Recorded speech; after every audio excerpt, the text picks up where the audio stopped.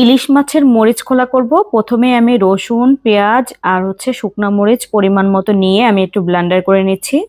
তারপর একটা কড়াইতে একটু বেশি পরিমাণে তেল দিতে হবে, প্রায় 1 কাপ পরিমাণ দিয়েছি। দিয়ে আধা কাপ পরিমাণ পেঁয়াজ দিয়ে কুচি করা আর কি একটু হালকা ভেজে তারপর ওই ব্লেন্ডার করা রসুন, পেঁয়াজ আর শুকনা মরিচটা একসাথে দিয়ে দিব। পুরোটা দিয়ে দিব যাতে করে গ্রেভিটা একটু ঘন হয়। তো দিয়ে এখন খুব ভালোভাবে ভেজে নিব। সাথে এখন দিয়ে দিব একটু মরিচের গুঁড়ো, হলুদের গুঁড়ো, তারপর দিয়ে দিব লবণ। দিয়ে খুব ভালোভাবে কষিয়ে নিতে হবে যতক্ষণ না যাবত তেলের উপর মানে তেলটা ভেসে না ওঠে। আর তেলটা ভেসে উঠলেই বোঝা যাবে যে মশলাটা কষানো হয়ে গেছে। একদম মাংস রান্নার মতো করে একদম কষিয়ে নিতে হবে।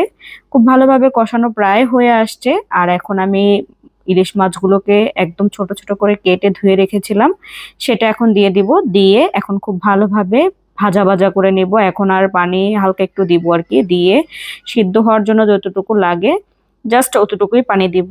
অল্প পরিমাণ পানি দিয়ে খুব ভালোভাবে একদম ভাজা ভাজা করে ফেলতে হবে। ভাজা ভাজা করে ফেললে এই তো আমাদের রান্নাটা প্রায় শেষ হয়ে গেছে।